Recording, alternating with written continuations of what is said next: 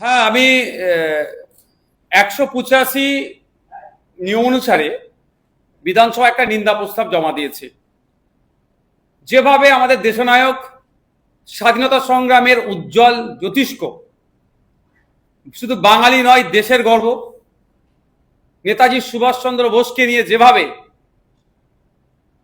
চরিত্র হনন করা হচ্ছে, বিভিন্ন টিপ্পনী কাটা হচ্ছে, তার মৃত্যু নিয়ে বিতর্ক তৈরি করা হচ্ছে, সে নাকি এমন তাকে তার সমালোচনা করতে করতে এমন জায়গায় পৌঁছাচ্ছে তাকে দেশদ্রোহী বলে দিচ্ছে। কেউ আবার তাকে সে নাকি গুন্ডা পুষতেন এই ধরনের আখ্যায়িত করছে। এবং সোশ্যাল মিডিয়ায় যেটা দেখছি, তার ছবিকে নিয়ে বিকৃতি করে, এআই এর সহযোগিতা নিয়ে বা ফর্জ করে, এডিট করে যাচ্ছে তাই করছে। শুধু আপামার বাঙালির উপরে অপমান নয়, স্বাধীনতা সংগ্রামের অন্যতম উজ্জ্বল জ্যোতিষ্কর ওপরে অপমান আনা মানে সমগ্র দেশবাসী আজকে লজ্জায় মাথা হেঁট হচ্ছে।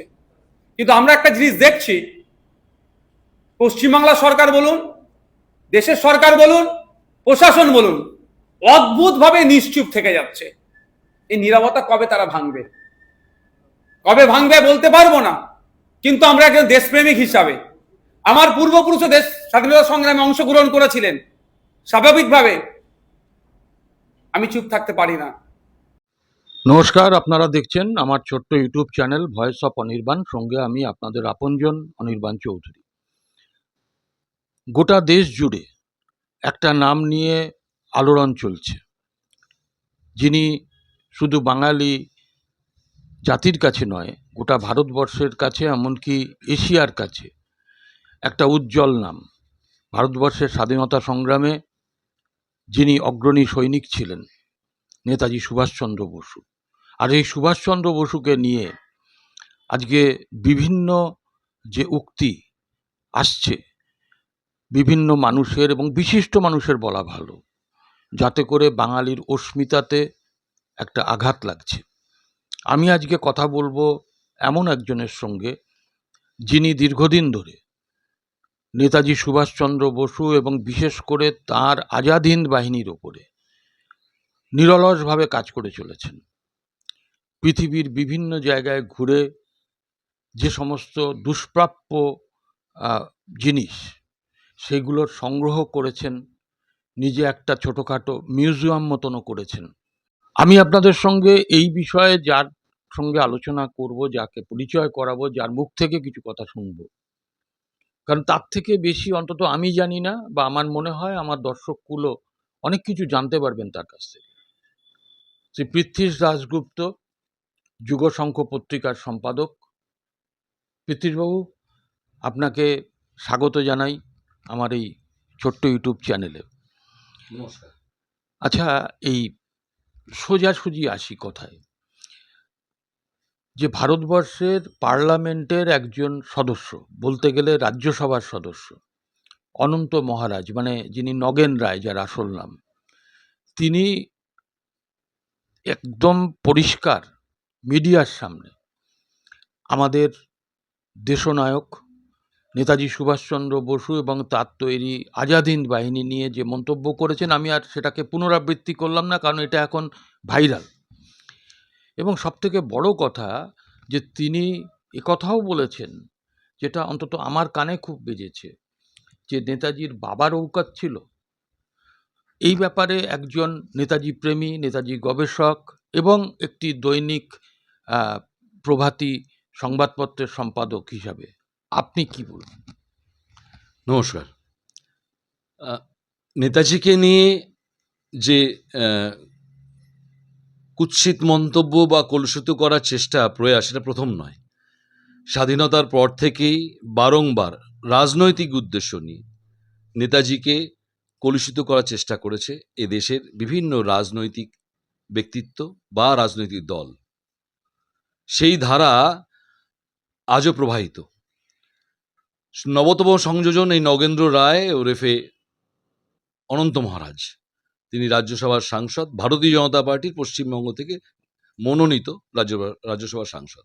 এখানেও রাজনীতি, এটা একটা বৃহত্তর রাজনীতির একটা অঙ্গ, যে সাংসদ এই কথা তুলেছেন, আমি আমার ব্যক্তিগতভাবে বলি, আমি ইতিমধ্যেই রাজ্যসভার চেয়ারম্যানকে এবং দেশের উপরাষ্ট্রপতিকে চিঠি দিয়ে অভিযোগ জানিয়েছি যাতে এথিক্স কমিটিতে এই বিষয়টাকে পাঠানো হয়।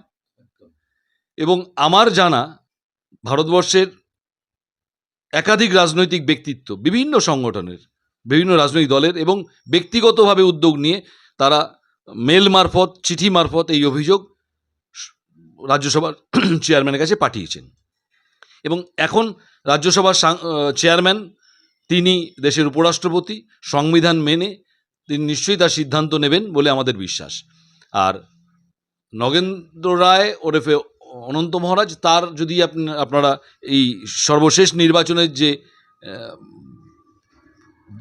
নির্বাচন লড়ার জন্য তার ব্যক্তিগত সমস্ত তথ্য দিতে হয়, সেই তথ্য যদি দেখেন, হ্যাঁ, এফিডেভিট যদি দেখেন, আপনি দেখবেন তাতে তিনি তার বিরুদ্ধে কি কি অভিযোগ তিনি নিজেই স্বীকার করেছেন।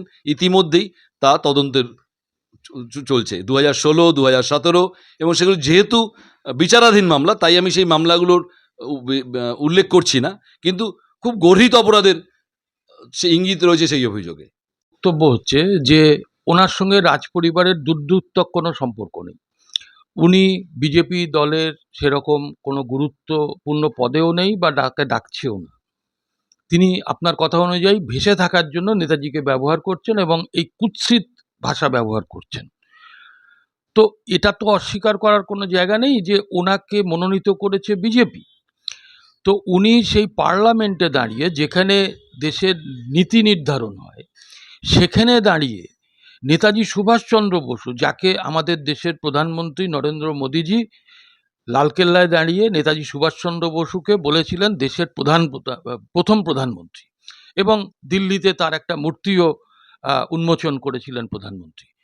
তো সেই বিজেপি দল যারা তাকে মনোনীত করলো, এই প্রশ্নে আপনি মেল করলেন রাজ্যসভার চেয়ারম্যানকে, সেক্রেটারি জেনারেলকে, এবং আরও বললেন বিভিন্ন দল থেকে এরকম অভিযোগ করা হয়েছে, এবং আমি শুনছি কয়েকজন বোধহয় মামলার দিকেও যাচ্ছে তার বিরুদ্ধে। তো এহেন মানুষকে একটা সাধারণ শোকজ পর্যন্ত করছে না বিজেপি, এটা কেন? দেখুন, প্রথমত বলি যে আপনি মাননীয় প্রধানমন্ত্রীর কথা বললেন, ইনি প্রথম প্রধানমন্ত্রী যিনি আজাদিন সরকারের প্রতিষ্ঠা দিবসে লালকেল্লায় প্রথা ভেঙে প্রথম জাতীয় পতাকা উত্তোলিত করেছেন। এটা অস্বীকার করার কোনো জায়গা নেই। দ্বিতীয়ত হচ্ছে, এটা এমন একটি প্রশ্ন যে একটি রাজনৈতিক দল তার যে গঠনতন্ত্র, সেই গঠনতন্ত্রে অনুযায়ী তারা সিদ্ধান্ত নেবেন। সেই গঠনতন্ত্রে কতটা সময় কোন বিষয়ের ওপরে কী সিদ্ধান্ত নেওয়ার নির্দেশিকা আছে তা আমার জানা নেই।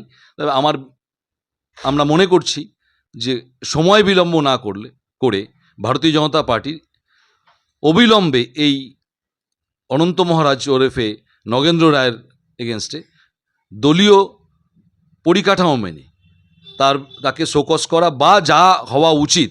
কারণ আমরা প্রায়ই সমাজ মাধ্যমে দেখছি রাজ্যে ভারতীয় জনতা পার্টির সরকার আসার পর থেকে তাদের বিভিন্ন কর্মীদের বা নেতৃত্ব, নিচুতলার নেতৃত্বের বিরুদ্ধে আসা অভিযোগ আসলেই তারা তাকে শোকজ করছেন বা বহিষ্কারও করছেন, এমন চিঠি সমাজ মাধ্যমে দেখা যাচ্ছে।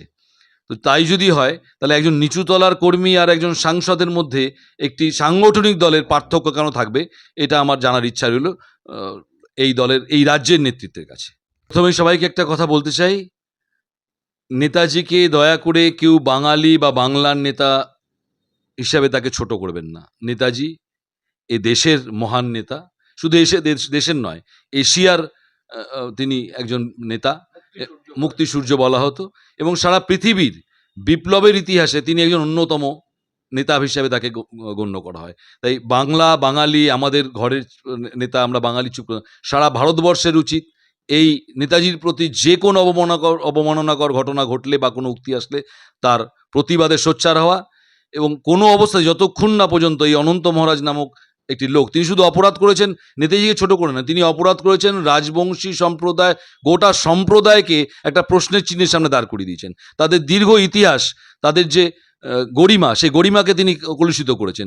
আমরা রাজমাতা গায়ত্রী দেবীর কথা ইতিহাসে পড়েছি, তার ওপরে অত্যাচারের কথা, আমরা রাজনৈতিক অত্যাচারের কথা জানি সেই সময়কার কেন্দ্রীয় সরকারের। তিনি কিন্তু কুচবিহার মহারাজের রাজকন্যা ছিলেন, তিনি তার কন্যা ছিলেন।